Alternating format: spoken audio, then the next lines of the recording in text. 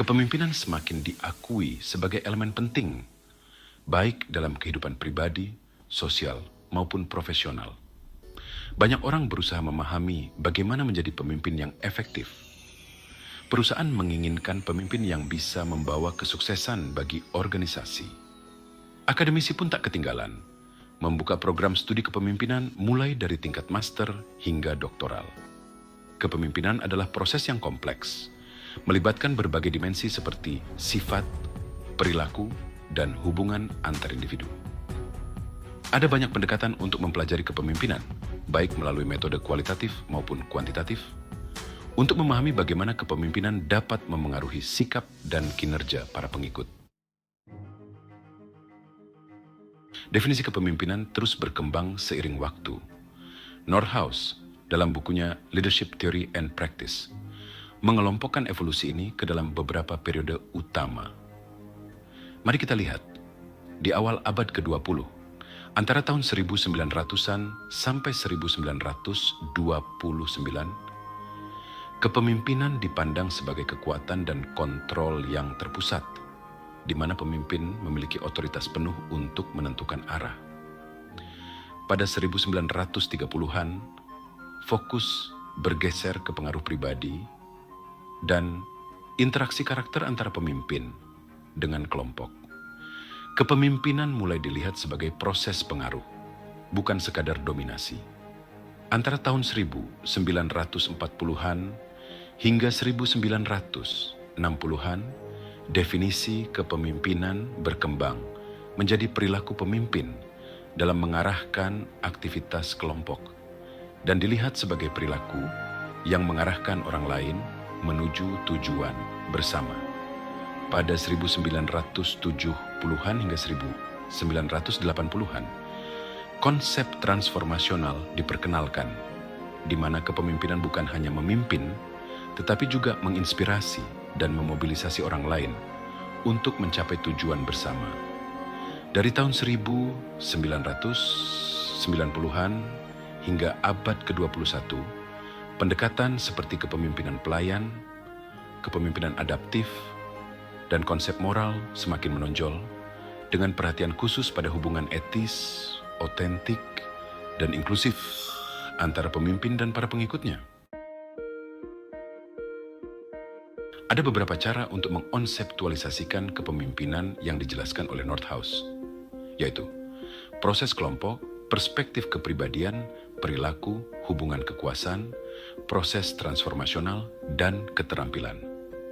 Setiap perspektif memberikan pemahaman unik tentang apa yang membuat seseorang menjadi pemimpin yang efektif.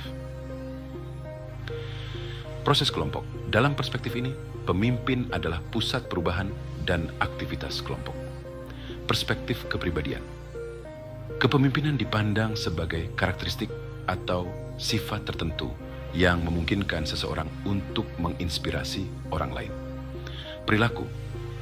Beberapa mendefinisikan kepemimpinan berdasarkan tindakan yang dilakukan pemimpin untuk membawa perubahan. Hubungan kekuasaan. Kepemimpinan dilihat sebagai hubungan kekuasaan antara pemimpin dan pengikut. Proses transformasional. Pendekatan ini menyoroti bagaimana pemimpin menggerakkan pengikutnya untuk mencapai sesuatu yang lebih besar. Keterampilan. Dalam perspektif ini, kepemimpinan adalah kombinasi keterampilan dan kemampuan yang bisa dipelajari. Untuk benar-benar memahami kepemimpinan, kita perlu menguraikan komponen utama kepemimpinan. Peter Nordhaus merumuskan 4 komponen inti dari kepemimpinan: proses, pengaruh, kelompok, dan tujuan bersama. Proses kepemimpinan adalah interaksi yang saling menguntungkan antara pemimpin dan pengikut, bukan hanya sifat bawaan dari pemimpin. Pengaruh adalah inti dari kepemimpinan. Tanpa kemampuan memengaruhi, tidak ada yang disebut kepemimpinan. Kelompok. Kepemimpinan terjadi dalam konteks kelompok, di mana pemimpin mempengaruhi sekelompok orang dengan tujuan yang sama. Tujuan bersama. Komponen terakhir adalah tujuan bersama. Kepemimpinan sejati melibatkan upaya untuk mencapai sesuatu yang bermanfaat bagi semua, bukan hanya pemimpin. Kepemimpinan bukanlah hierarki satu arah, melainkan hubungan interaktif di mana pemimpin dan pengikut saling membutuhkan untuk mencapai tujuan. Hubungan antara pemimpin dan pengikut ini perlu ditekankan.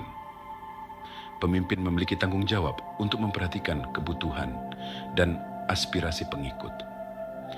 Ini bukan hanya tentang memimpin, tetapi juga tentang memelihara hubungan dengan pengikut.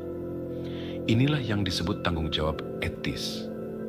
Pemimpin dan pengikut dilihat sebagai dua pihak yang saling membutuhkan, bukan sekadar pemimpin yang mendominasi dan pengikut yang pasif. Inilah yang disebut dengan kesetaraan dalam hubungan. Demikianlah gambaran umum tentang teori kepemimpinan dari buku Leadership Theory and Practice karya Peter Northaus.